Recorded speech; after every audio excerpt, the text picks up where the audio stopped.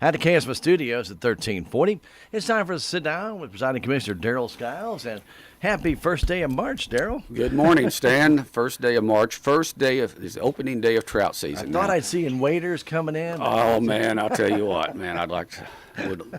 I'd just love to be standing in that river right now and just fishing. I've spent a lot of opening days in the river on opening day of trout season, and I do enjoy trout fishing, and but it doesn't hurt me too badly on a day like today if I can't make it, so that's okay. But it is the first day of trout season. Had it been 60 degrees, it might have been unofficial first day in my book and my calendar. And I know with the weather it sounds silly, but it's the unofficial first day of spring. Now I say that with this horrible weather forecast you've got for us coming at us for Dent County. Yeah. But that's okay. It's still winter. It's not spring until for another couple or 3 weeks. Officially, right, the 20th on the calendar. March, right? But at any rate, I always feel like we kind of turned the corner somehow or another with the. But sounds like we got some. We've had some rough weather here this past week, but it sounds like we got some nasty stuff coming at us here tomorrow evening and tomorrow night, Sunday. So folks need to be aware. Mostly Sunday morning. I think it's going to be the big problem. It's Yep. going to be after midnight Saturday, but. I think Sunday morning on the way to church, you may be dodging snowflakes about 4 inches wide. I'd say Sunday morning there'll probably be a good chance your churches will be canceled. And I'd say, this is this ice. We can remove snow from the roads. Ice is very tough for us to deal with. Mm-hmm. We just don't have enough equipment to get over all the roads at one time. And ice, you can't grade it. The crews have been out, and again, this is our regular every first and third Friday county commission update and things. Right. So we've just kind of dove right into things here. But the road crews have been out very busy. And both commissioners want me to mention, we have dealt with mud this winter like we've never dealt with. Just a constant deal of mud, or if not mud, then totally frozen. Mm-hmm. We can't grade a frozen road and do any good at all. All it does is chew up blades and when it gets done, you've got a terrible job done grading, and then when it thaws, you got a bigger mess than what you had. Same way with the mud. When it's mud, you can't grade. Now they've been adding material on the worst spots, because we know there's potholes, and we know I drive about 2 miles of county road to get into my house and 2 miles back out. So every time I leave to do anything, I'll drive 4 miles of county road. So I understand and know the frustration too. But Commissioner Larson Purcell, they get out and they see these spots, and they hear from folks about the worst areas, and they're trying to spread some material. But again, you're trying to put material on a spot that what it really needs is to get thawed out, dried out a little bit, and then graded, and then some more material added. But we spread a lot of material, as far as material, and I'm talking about gravel to address the mud. Right. This situation we've had this week with the ice, and that's really the big deal. Actually, there was a spot on the gravel road I could have easily turned around a donut, and all over. There's just spots on the county road still, and that's why there was no school. Super slick ice. And you'll be driving along, you think it's, if you're out there on the county roads, be very, very careful. You can be on one that for the most part is in pretty good shape, and then not realize all of a sudden you're at a spot that it's froze over and just a little solid glaze of ice, and you have no traction. The next thing you know, you'll be sliding off of a corner or through an intersection and through a fence or something, so we don't want anybody to do that. The crews have been working every day, spreading salt and sand material mix. We mix that, and it works very well for us, but it's just hard for the crews to get everywhere at one time. Snow, we can get in, and within a couple of days, we can pretty well get all the snow off to where traffic can move pretty well within a couple of days. Ice is a little different animal and hard for us to. And ice damages the roads too, because it gets into around the gravel and makes it pop. Because it expands. Once it gets in there, it expands. Yeah, it's really tough on the chip and seal roads, and and of course the chip and seal roads don't have any gravel on them for traction. At least on the gravel roads, along the edges in places, why there's some gravel buildup and some things that there is a little traction as you can get. But anyway, that's just the kind of the nature of the beast that we've been fighting here the last few days. Other than that, before this hit, the roads were really just starting to thaw out and get thawed out and dried out, where we were able to get some grading done and some material added. But so they've done quite a bit of that of grading material. They also got some chip and seal roads repaired that had broken up, and that's always an ongoing deal. Whether you're talking about gravel roads or chip and seal, you've got potholes and spots to fix.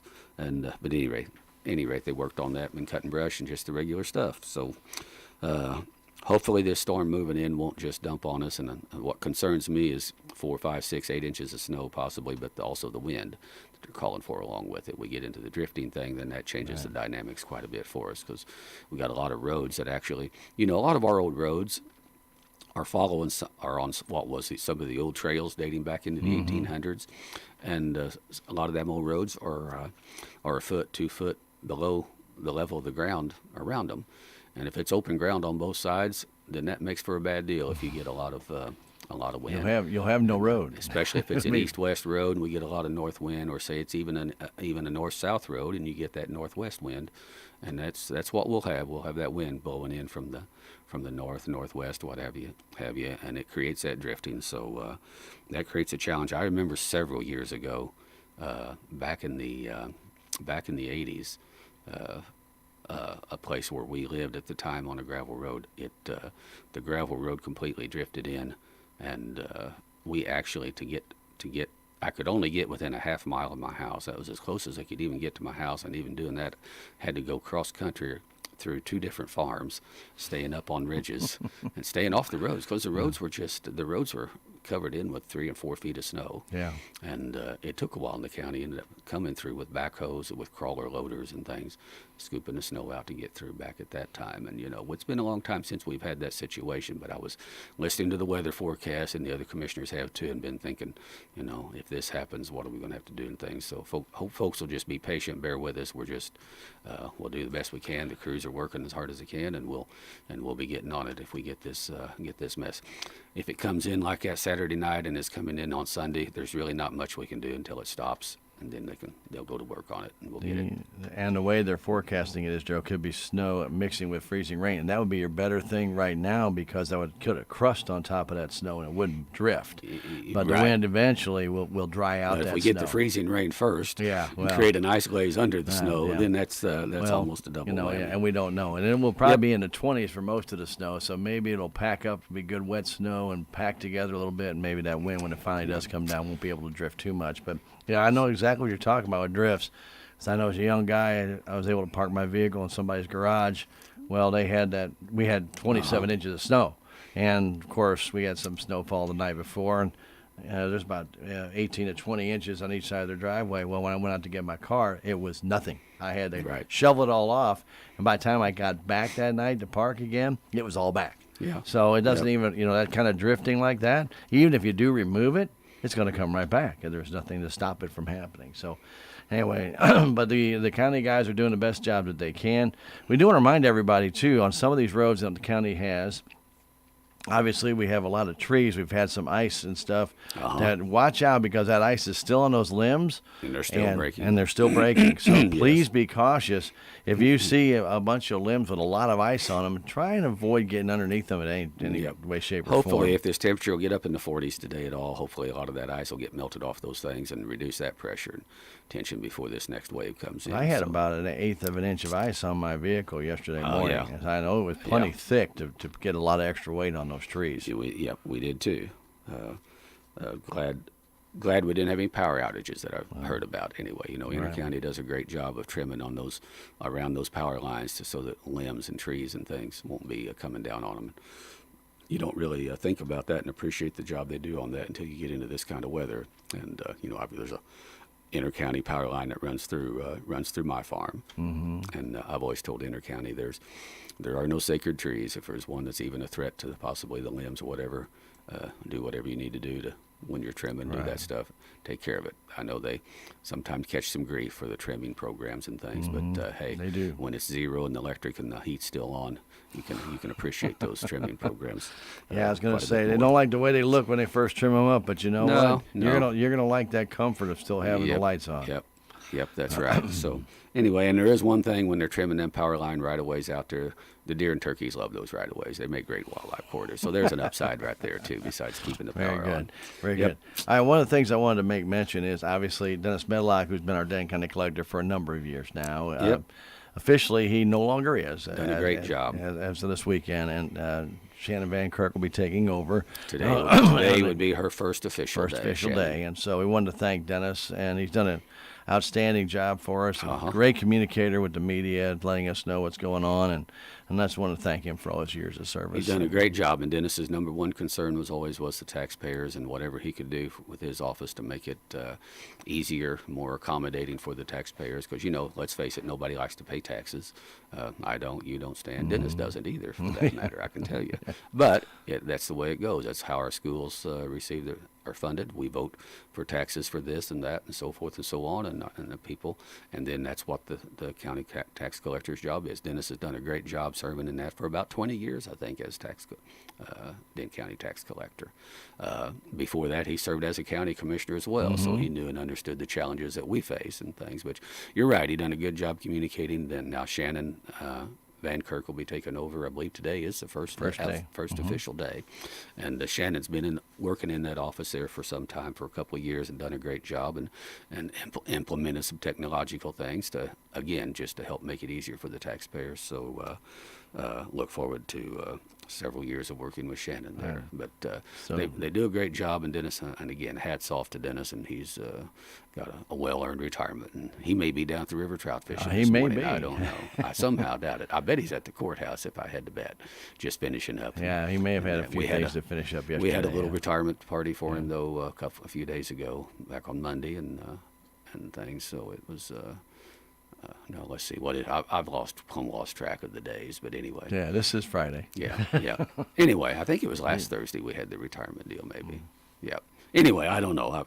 The days have all gotten away from me. It's been. But we want to remind everybody, because the changeover has now occurred, you can write your checks if you go in there and you have to pay your taxes. And effective today, you can write your checks because that changeover has happened. And also with the Forte system of credit cards, that will not go in effect till Monday. Right. So if you want to charge it on your credit card, or you want to bring a credit card to the collector's office, they will not be able to accept those until Monday. Right. So keep that in mind. Of course, you can always pay with cash, cashier's check, or a money order, your taxes that you owe. If you're going to do that, though, we want to remind everybody to please contact their office to get the exact figure. You don't want to go get one and be $8 short. Right. 729-3911 is their number, and Shannon will give you the number, the dollar figure exactly to the penny that you need to bring in. Yep. Very good. So anyway, we want to tip our cap to him. Well, it was only a couple of days that we had meetings because of the President's Day holiday and stuff. So but we've had lots going on. We had lots going on. Exactly what I was going to say. So first off, I want to mention a little bit on the CART funds. Nita Williams came in and brought in some information on the CART monies, and we're ahead, but not by much. Just a little bit, yeah. Treasurer Anita Williams always updates us at the end of every month when CART comes in, and CART being our county aid road trust funds. It's we talk about that every month. That's your tax on fuel tax and on sales tax on the motor vehicles and things, licenses. So anyway, and on all our portion of that, most of that goes to the state. A small part of that does come back to cities and counties, but it does make up a large portion of our budget for the Road and Bridge Department, a huge portion. So we do watch that, and it is. Last year it was up a little bit, and so right now this year it's up $111 over last year. So it's pretty flat. It's less than 0.1% what it's up, but up's better than down. Hey, so take it. And that is. The sales tax is a percentage, but the bulk of that revenue comes in from the sale of motor fuels and things. So if it's up, it generally means that if it's even up a little, it generally means there's just a little bit more fuel being purchased and more traffic and so on. So anyway, so that's always it's always good to get that report to see where we're at. Yeah, very good. Okay. Also, I wanted to talk a little bit about Dennis Purcell went and did attend a South Central Missouri Community Action Agency meeting where there is money available in Dent County for weatherization and home repair, etc., and it's available. And I think a couple of years back, Darrell, Dent County ran out of money.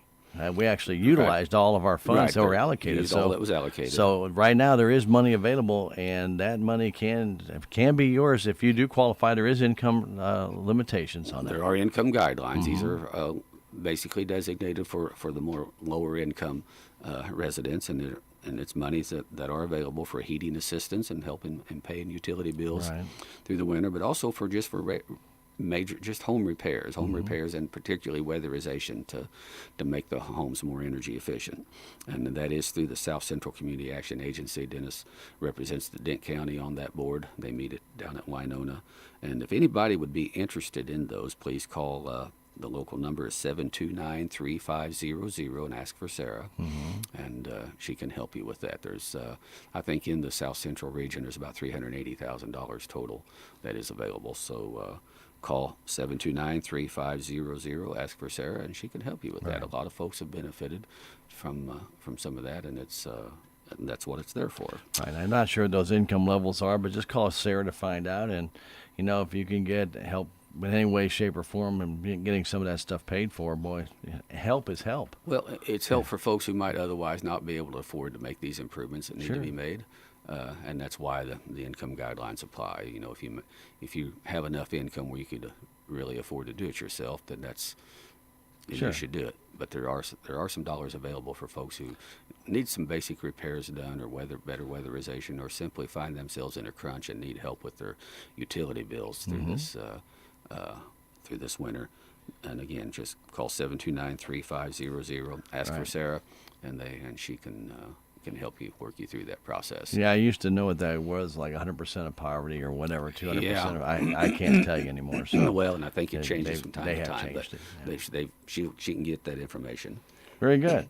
Okay, also you had attended an IDA board meeting, and first off, some IDA commissioners were put back onto that board. Do you have those names? I failed to write those down. Cameron Irway, Donald Dodd, and Dean Jones. Dean Jones, there we go. Yeah, the Industrial Development Authority, that is an extension. It's a county-appointed board and falls under the umbrella of the county that is in a position to work through help with economic development in the county.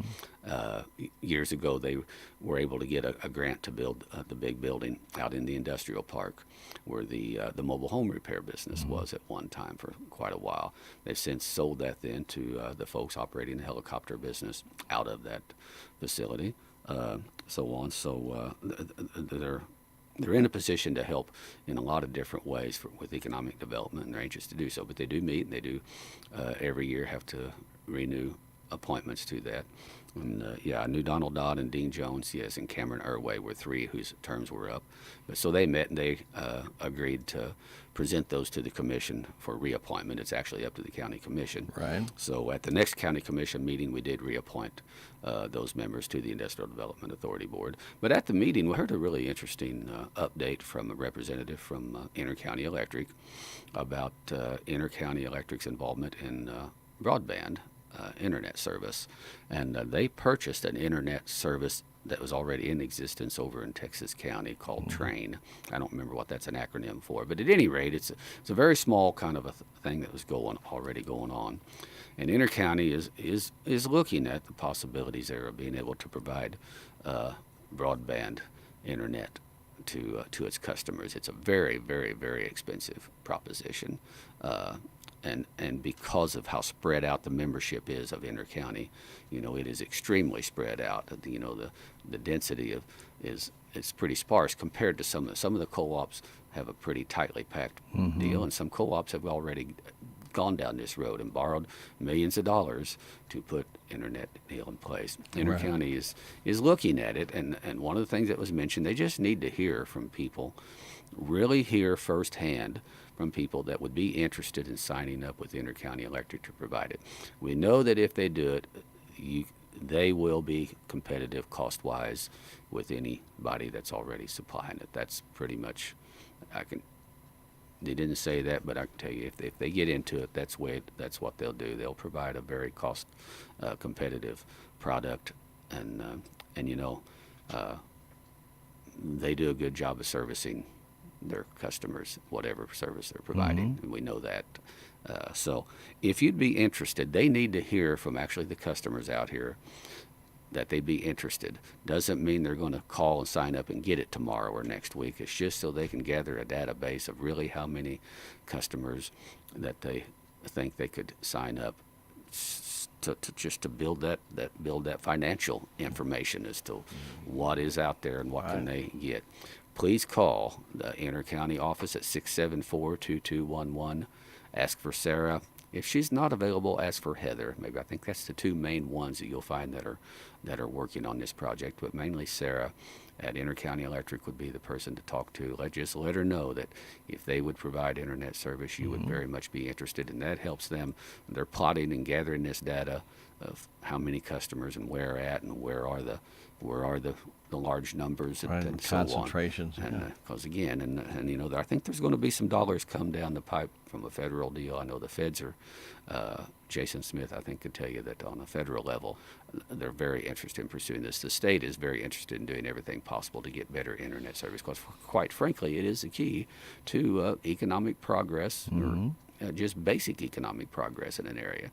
And there's a lot, you know, I don't think people realize sometimes how much business can be done just from a business at home via internet versus even having to come into a central point office. It just opens up the whole world, as we know.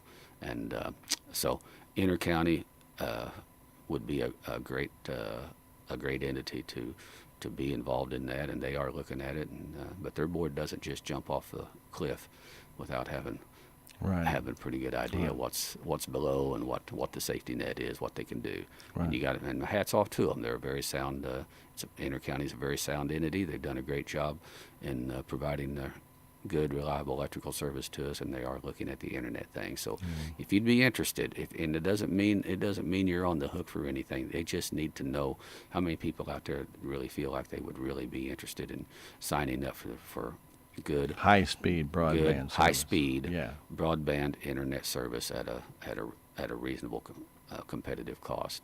Please call 674-2211. Talk to Sarah and let her know. Okay. And I look forward to seeing some progress in that area for our county and all the counties in the Intercounty region.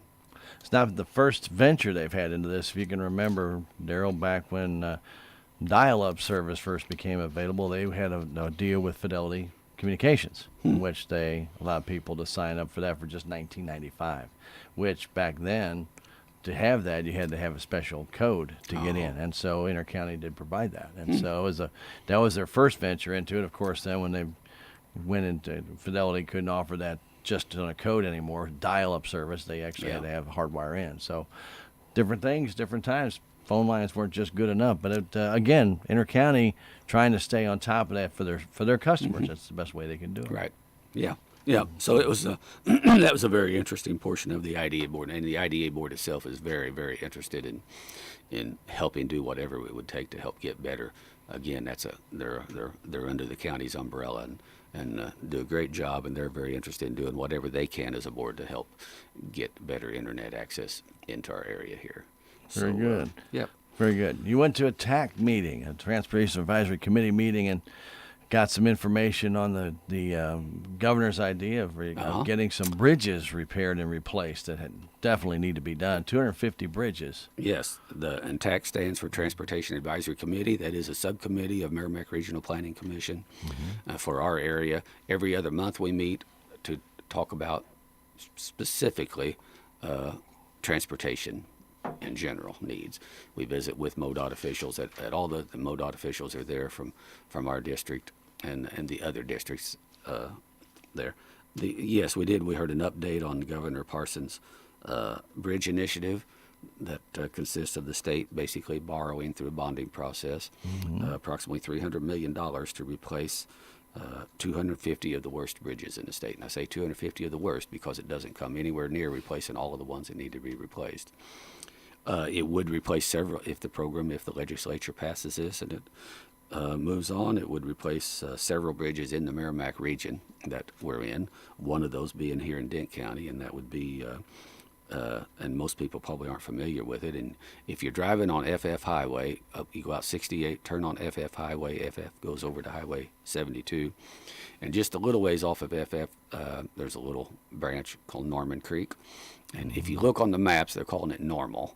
They got an L in place of an N at the end. I don't know how that happened, but that's just a typo. But it's a bridge over Norman Creek, and it's you really wouldn't think much about that until you stop. If you'd stop and get out, and I've been under the bridge with Preston Kramer, MoDOT area engineer, along with, I think Jeff Pogue was with us maybe, too, as we looked at the worst bridges in the county.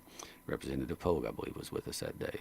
But at any rate, that bridge is going to have to be replaced. It's crumbling, and just the best description. Doesn't have a load limit on it yet, but it's a short time until it will. But it would be one of them that would be on that list to be replaced. Now we know we've identified, and it is on the list, MoDOT's list as well, for a bridge to do something about the Standing Rock Bridge south of Salem down over Gladden Creek. Down, it's a bad approach coming down the hill around the corner, narrow. It'll about give you a heart attack if you've got a load of cattle or a big camper and you meet a tractor trailer there. It's just a bad one. Old bridge, but you know what? It's fairly sound structure-wise. They built them tough back then. They did. Built to last. Anyway, and then another one we've identified, of course, is the bridge over Huzzah Creek out at Boss. They're kind of on the corner. On the curve. The curved bridge. The curved bridge. So anyway, those are some. Those wouldn't be on it. Again, this doesn't. They had the measure on the ballot last year, which was so ridiculously worded that it failed miserably, and rightly so. But to address MoDOT's funding issues, MoDOT does not have enough money that it needs to address all of the highway and bridge needs in the state. And what people don't realize is it isn't just a matter of MoDOT having enough money to do it. The way they fund a lot of these projects is there's federal dollars available, but the state has to be able to match those dollars, put in a certain amount of dollars to be able to match it. And what's happened is the state doesn't have the money now. The way the revenue situation is, the state doesn't have enough money to access those federal dollars to rebuild some of these highways that need rebuilding. And so that's what the whole kicker is on that. But on this program, they would be replacing 250 of the worst bridges in the state that are just in the worst, most dire need of repair. And so there seems to be quite a bit of optimism that will pass. But you know what? Legislation hasn't passed yet, and it's still, as far as I know, I haven't heard much for this week. I haven't heard any more. But at any rate, we did get that update on that. We also got an interesting, they've done a study on the flooding problem on Interstate 44 west of Rolla in the Jerome area. When you go down the hill, cross over the bridges, over the Little Piney River. Little Piney River goes down and flows right into the Gasconade River right there at Jerome. When the Gasconade floods, and in the last several years, I don't remember how many times, but there's been several times Interstate 44 had to completely close down to traffic either direction. That is a huge, huge problem for the state. It's a huge problem revenue-wise. They've figured out and they've estimated, and don't ask me how they come up with this, but they estimated that ends up costing about $2.4 million per day when Interstate 44 is completely shut down to all traffic. I can imagine economic impact. Absolutely. It's all the people that take 44. Yeah, truckers especially. Right. Holy cow. It is Interstate 44 and I-70 are the two main arteries going west. Interstate 44 obviously going southwest, more or less, 70 going directly west. But when Interstate 44 shut down, and this is a recurring problem, it seems to be getting worse. They've done a study on that, what would it take to fix it, and the study's shown that they would have to raise both lanes of Interstate 44 from about where the bridges are, raise it approximately 8 feet. Eastbound and westbound lanes. Both of them. Both lanes would have to be raised 8 feet. That just seemed incredible to me. I didn't realize. And they said just raising it 8 feet would actually only raise it 1 foot above what the last highest recorded level was, which was April of 17. That would actually raise it 1 foot. I didn't realize that's how deep it had gotten over I-44 at that time. From the flooding. One main flow was really high. It was closed for a week. Yeah. So at any rate, it's been a very in-depth study on what to do to fix it. It comes at the estimated cost to do that, and it's a fairly short span. It's about 1.1 or 1.2 miles of interstate that they would have to raise both lanes. What that would entail is that basically for a period of time, they estimated to take about 4 months to do this, and that basically for that stretch of the highway, all traffic would be diverted onto one lane, so you'd have one lane going both ways for about a mile. So it would be quite a bit of a bottleneck for a while, but for 4 months I think it would be livable. But at any rate, they're looking at it, and again looking at how to pay for it. The estimated cost is about $12 million, and that's a big chunk of money, of course. But when you look at that, it costs $2.4 million a day for every day that it's shut down.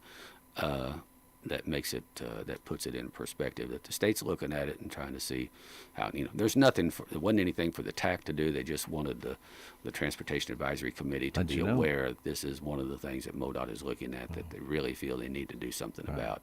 But it does affect the Merrimack region. Oh yeah, Huge. Absolutely, yeah, yes sir. Both just for the casual user going to Springfield, which obviously we can go around by Highway 60. There was a couple of years ago, and it might have been at that same time in April of 17. 60 was closed down Highway too. 63 actually ended up closed south of Houston, between Houston and Kabul. 63 closed for a while, and Highway 60 closed. Over by Rogersville. Because I had a relative that actually had gone to check their property at Branson, and they actually found they had to detour around, and they had to hurry back up I-44 to get through there before it closed.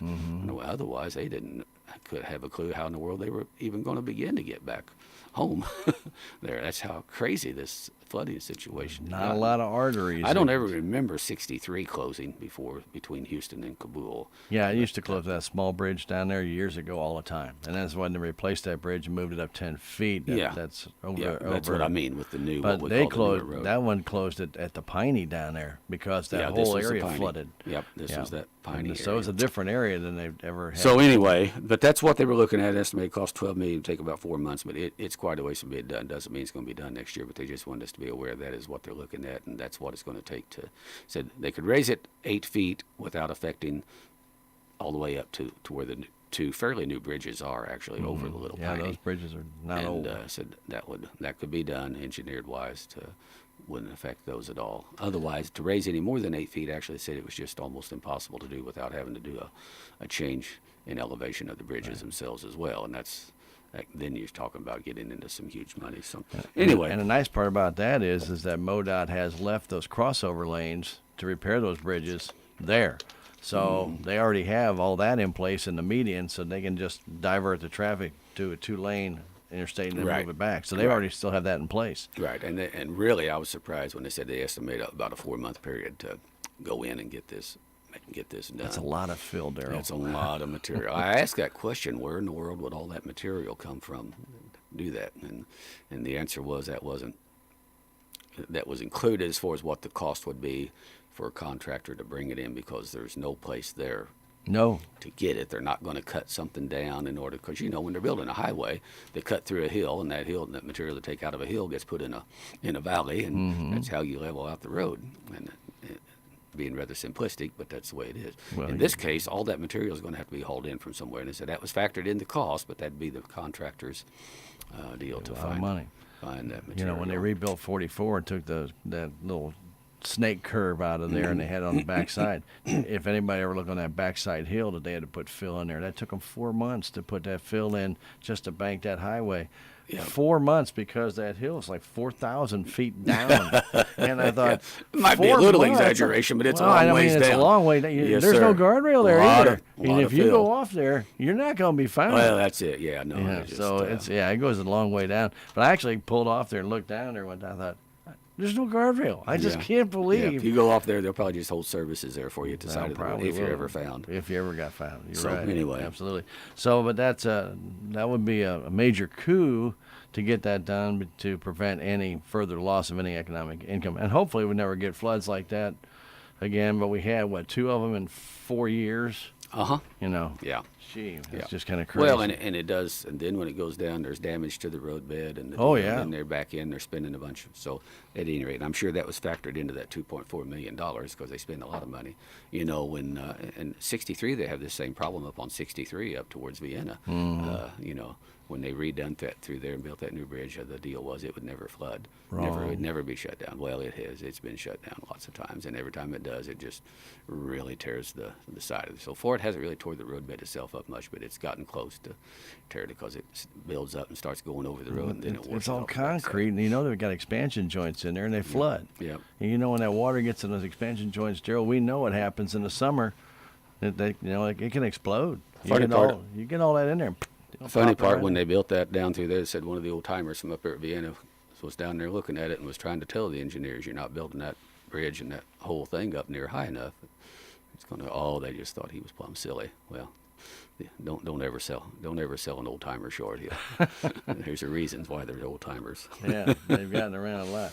Yep. One of the things that was gone over at the meeting on, I think it was the previous Thursday, as Nick Smith and Clyde Rumsford were there, along with Sheriff Bob Wells and Travis Springer from Shive Hattery, is some food service bids. Right. In the jail project, the food service equipment and thing was a totally separate bid, and we didn't get any really good bids for that when this whole thing was done. So they've been looking at that, and we knew this was the process. We'd put that out for bid. It didn't worry anybody much. So we did had that put out for bid again and opened those bids here a week or so ago. We had 3 good bids. They were all in the neighborhood of $200,000 plus or minus, some over $200,000, some under. But you know, the architect and the construction manager, Nick Smith and Dwight Ramsberg, they'll look those bids over real closely to make sure, you know, that the bid included all the specs and parameters that we needed for the food service part for the jail, for the kitchen, and all the various stuff that goes with that. So they'll be making a recommendation to us here within the next week or so and working with the sheriff. Having the sheriff's played a role in this as well about what they want and what they need, and looking at what other jails have put in and what worked and what didn't and so on. So otherwise, everything work is progressing very well. While you were there, you kind of went over the budget as well for the project. Right. Yep. While you're all there, you may as well talk about it. Yeah, and it's moving along pretty well within what we looked at. It's we also approved, though there was a need for the commission to approve a cost from Centurylink to move approximately 500 feet of Centurylink communication line. That's on one side of Rolla, on the south side of Rolla Street, where the jail will be, and that line's got to have to be completely moved over to the north side. So that'll be a cost of about $29,985 for that to be moved. So Centurylink, we did approve that, and the Centurylink will be taking care of that. That's just part of we knew that there'd be these costs for moving utilities and relocation and so forth and so on. It's just and that was all part of the deal. deal. Part of the deal. Yes, one of the things that you did mention, though, a couple of days was going to be some parking that's not going to be accessible here for a while. Oh, yes. Yes, as you come around the east side of the courthouse down Iron Street, and then what was Iron Street goes on down by the Judicial Building. There's diagonal parking along Iron Street, which is okay. And then we've had that gravel as well as a little asphalt parking lot on the east side of Iron Street. And that parking lot now is no longer available for public use. The steel is coming in for the jail, and they're going to have to be able to use those parking lots for a staging area to offload the material, get in there and get out with the trucks and things, and then get in with the cranes to grab the steel and swing it around, put it in place, and unload it. So for approximately the next 90 days or so, we hope it'll be less, but it might be more.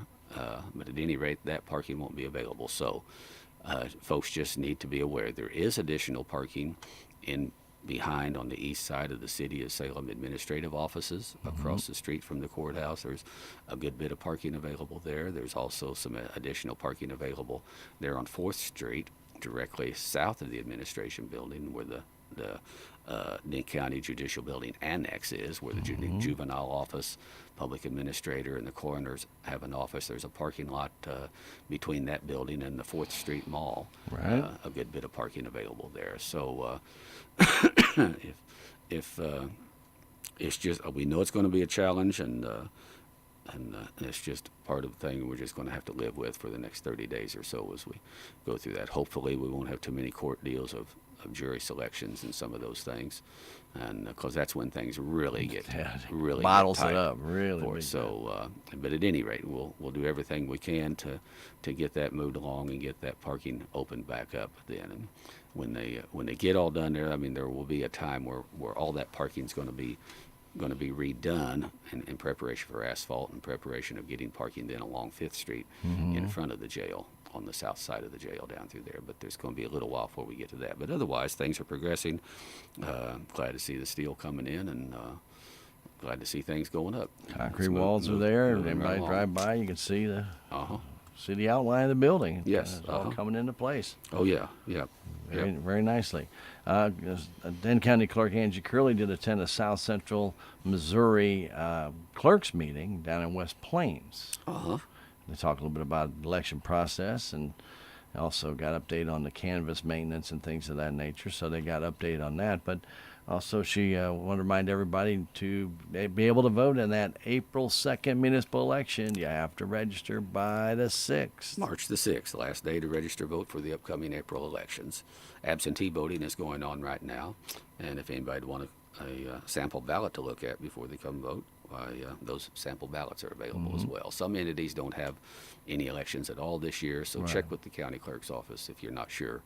And of course, if you've had any address change or anything, be sure and let the county clerk's office know. Get in. Call them 729-4144 and get that information all straightened out. Okay, that's all I got. You got anything else? Just a couple of things. Sure. We'll mention also Commissioner Larson attended Healthy Dent County board meeting. He is the county's representative on that board, and they have been reviewing the completed plans for the new gym addition that they're looking to build down at the community center at the Armory. So that's pretty exciting, and they'll be working on fundraising and things as that goes along. So did want to mention that. Okay. Also wanted to mention I attended just this week Ozark River Solid Waste Management District board meeting, which is the Ozark River Solid Waste Management District again operates under the Merrimack Regional Planning Commission. But one of the things we've done is we toured the Tacony plant. I don't know if you're familiar with that, but Up in St. James? Up at St. James, they manufacture vacuum cleaners and have a museum, a vacuum museum, which is interesting. We didn't go through the museum, but the Tacony had it's a large, quite the facility. People may not realize they employ 81 full-time employees. With, Wow, I didn't realize pretty that. good pay with full fringe benefits, vacation, and things. So a person looking for work jobs, they're always looking for good, high-quality workers. And it was very interesting to tour their plant. But one of the reasons we toured it was they had applied for and received a grant from the Ozark River Solid Waste Management District for funds for a new shredder. And you think, well, why couldn't they put their own shredder? Well, they've done something kind of unique. They have put their own box-making machinery in, and it's a computerized deal, and they just buy cardboard in huge sheets in bulk. And you can imagine they make, I forget, like 45 different vacuum cleaners and things. They also make huge vacuums even that people push around, big commercial 3 or 4 foot wide vacuums that floor scrubbers that go around. But at any rate, and then just your regular, like your Hoover and all these different brands and things, put these things together and make them right there at that plant. And then they ship them out. And a lot of shipping goes out. Use a lot of cardboard boxes that all this goes out. They bought this machinery that takes these just blank sheets of cardboard, and there's a guy that he just programs into it. Then if they need 100 boxes of this size, it feeds that cardboard in there, and it makes all the cuts in all the right places. Zip, zip, zip, zip, zip, and out the other side is this perfect sheet of cardboard that can be made into a box, and it's cut even with the flaps so that they can then they got another machine they stick it in that will glue the flaps, and then they just fold it up, fold it over, tape it, and they got their box. And now in doing that, there's always a certain amount of scrap.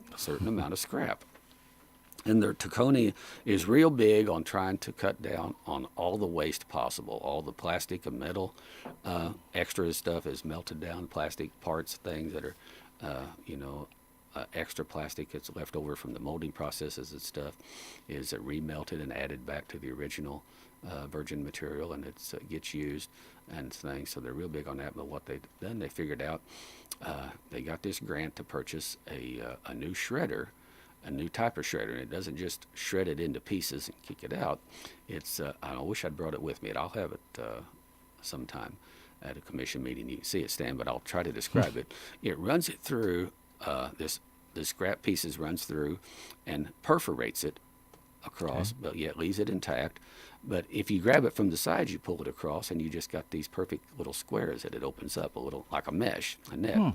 And they found if they do that with this cardboard, the way it cuts it, then they're able then to use that for their packing, and they're able to replace all of this styrofoam and bubble wrap packing with their own waste cardboard. So they're repurposing the scrap. Repurposing their scrap cardboard by using this shredder to I call it a shredder. I don't know. It's maybe not the best name for it because it doesn't really shred it up as we know a paper shredder. Converter, maybe. How about that? Yeah, but it makes these.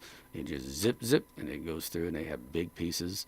And you could run a whole you could run a 3 or 4 foot wide piece through it if you wanted. Another fella and I were sitting there looking at it as you pull this apart and look and think, man, if you could spray paint that with some waterproof camouflage paint, it'd make some great netting camouflage material for a blind and some things. But they said they're coming up. Well, interesting.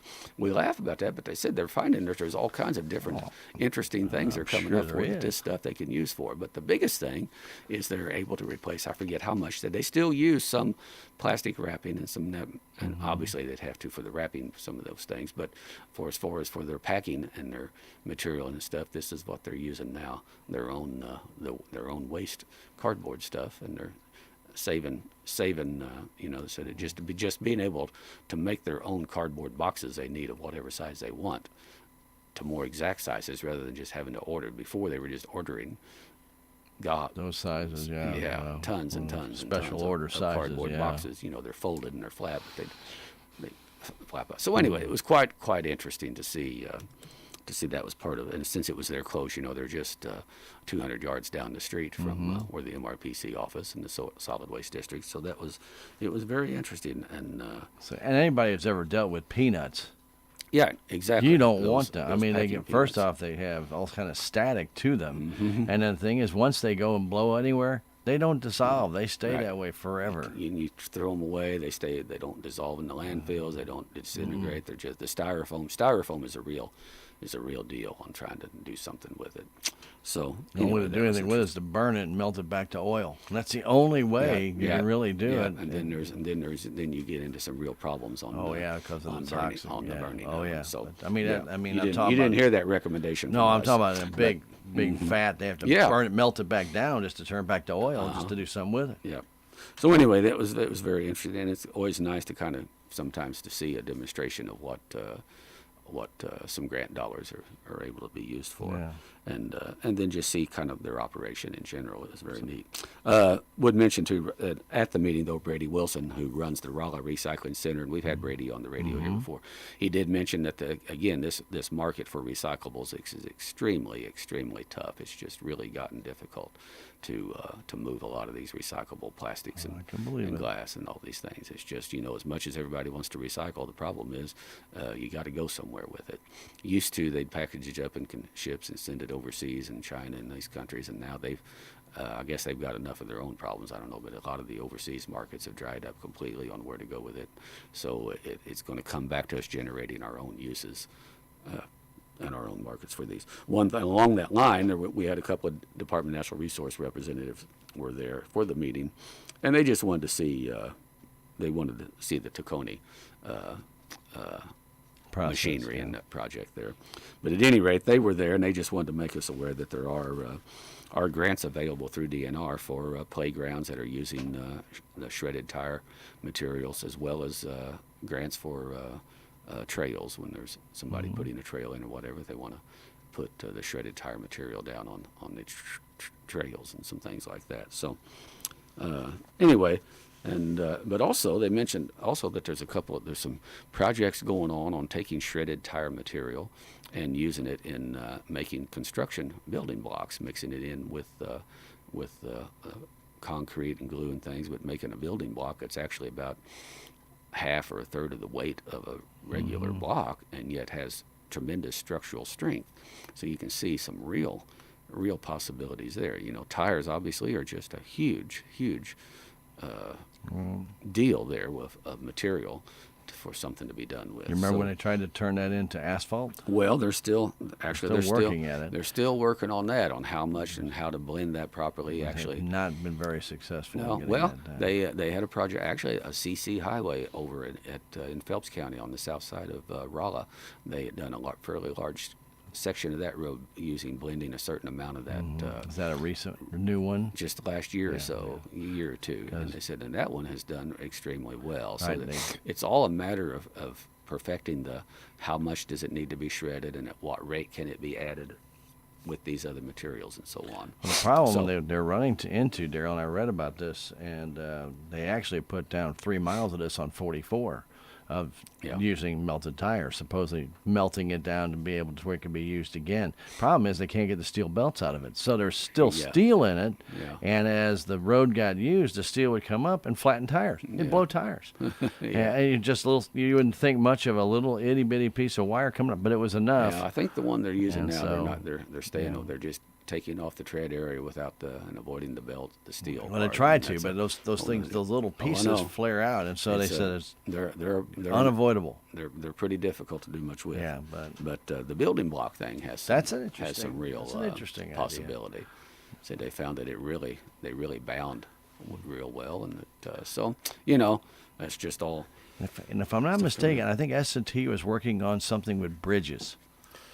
That they were talking about the side parts being utilizing this instead of having it concrete. Yeah. They would actually put these melted tires and go along the guardrails, or where they would have a side on the bridges would all be rubber. So if somebody slipped on ice, they'd hit it and they'd bounce off Right. instead of going through or totaling their vehicle. So maybe there's a use there. I know they were looking at that. So that might be. But I another know they one have they have perfected the deal there of grinding and chipping some of that enough where they're pretty comfortable of getting the steel out of it enough that they can useful use it now. in those playgrounds and on those trails and things like that. 'Cause that's not gonna fly very good if they got steel in. Well, no, those playground little too. pieces are But chewed it's up pretty good. but anyway, there's a lot of interesting things going on. But did want to mention one other thing. We on this opioid epidemic, and we did vote a while back, a few months ago, to join with a firm in a opioid lawsuit. Most, I forget now, I think there's, I don't remember now how many counties, 50, 60, 80 counties in the state that have joined the opioid lawsuits in one way or another. We joined with the firm of Kerry Davis and Lowe. Jack Garvey is one of the attorneys for that firm, and he was down to just update us just a little bit on where that's at. Right now, there are a total of 51 different defendants that are named in the lawsuits themselves. Said, and it is moving. Right now, the lawsuits have pretty well been moved to the federal courts, and that's where it's probably going to be decided. Said it's probably going to be somewhere in the neighborhood of $100 billion in settlements that are going to come out of that these big companies are going to be liable for, and that's what they're expecting now. If we, and if we're successful and we win, it doesn't mean that we're going to receive a windfall of money and happy days are here again and we can just go buy whatever. No, it will come in the form of a settlement where, for you to get the money, you're going to have show what the program is in place that money is going to go to help combat the effects of the opioid problem and things. So that's down the road. But for right now, he just wanted to update us that it is moving forward. There is a state suit in Oklahoma that will probably be going to trial in June. And it'll be interesting to see how that comes out, what the effect is. But at any rate, there'll be more on that as things go along. So, but at any rate, again, those dollars, if and when it will come, it will have to go to programs that will address the opioid problems at local levels. And so, anyway. Very good. Very good.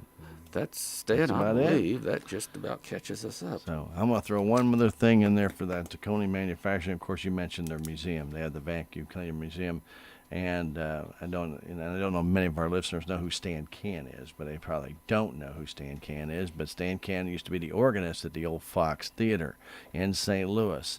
Stan Can had a vacuum cleaning collection that he collected for 50 years. I mean, all the way back from the 1910s when they first started coming out, all the way until the 60s. He was an outstanding musician. Well, anyway, they just donated his vacuum collection to the Tacony manufacturing really? people. That is now Okay. part of that vacuum cleaning museum.